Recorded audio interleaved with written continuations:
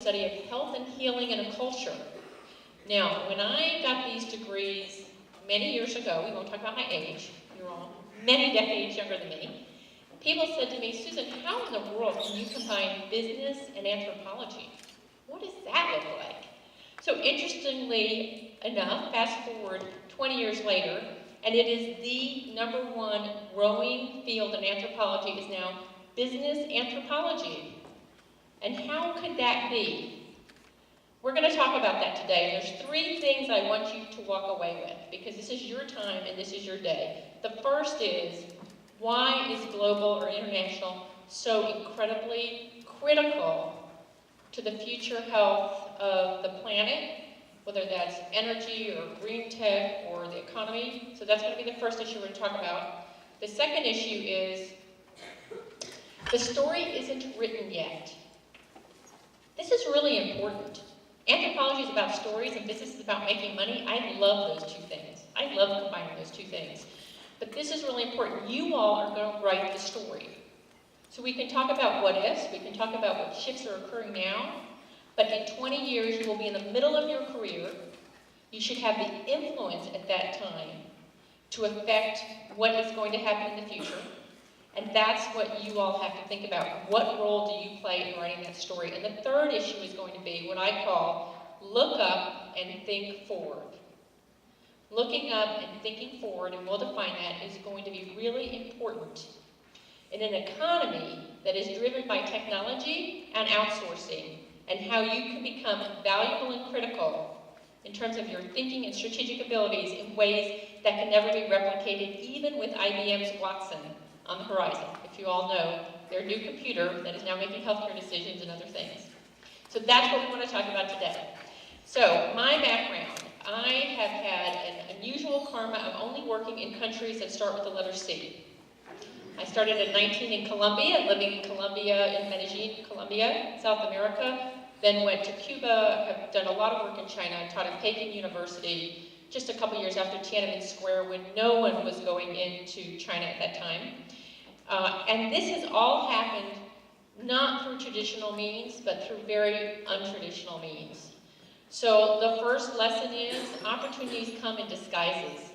They may not look traditional to you. They may not look like what you think you need. So I ended up in China because a colleague of mine said, we have some visiting scholars coming, nobody will host them, and I said, my husband and I will let them stay at our house. At the end of that 2-week period, I had this historian from China 20 years ago say to me, Susan, what would be your dream for China? I said, I would love to teach there. I was 30 years old. How bold, 20 years ago. He said, I'll make that happen. Went back to my professor in my doctorate program in anthropology and said, I'm going to go to China next year because I'm going to teach there. He said, no, you're not. What do you mean, no, I'm not? No, you're not going to get a visa. They're not giving visas in China. We can't even get faculty into China. I said, well, Professor Scher seemed very sincere. I think it's going to happen. Subsequently, I dropped out of that graduate program, and I ended up in China teaching at Peking University. So that's just to tell you, things don't always work out the way you think, but you have to have a vision for yourself. So we're going to start here. Why global? What happened October 31st, 2010? It was a remarkable day in the history of the world. You all are international students. What happened that day? Anybody know? The population of the Earth hit 7 billion people. If that is not enough reason to think about international, there are 258 countries in the world. That includes territories, and people, consider a country to be a different entity. How many languages are spoken in the world?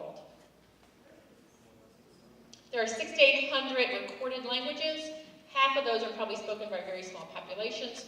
But this gives you some idea. How many languages are spoken in the United States?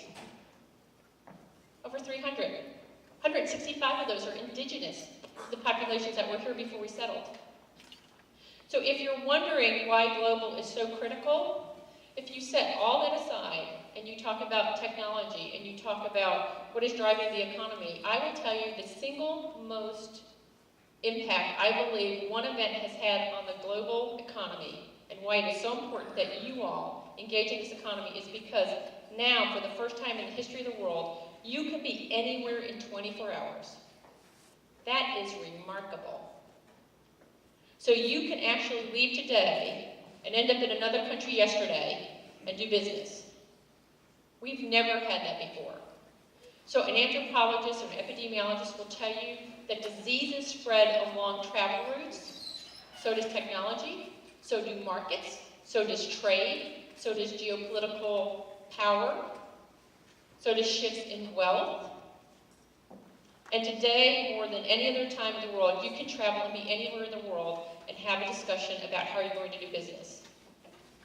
One of the things that I have seen traveling around the globe that has been remarkable is the shadow economy that has emerged in countries that are not capitalistic or that are not democracies. So when you go to Cuba, everyone is selling anything that they possibly can in every square inch of Cuba.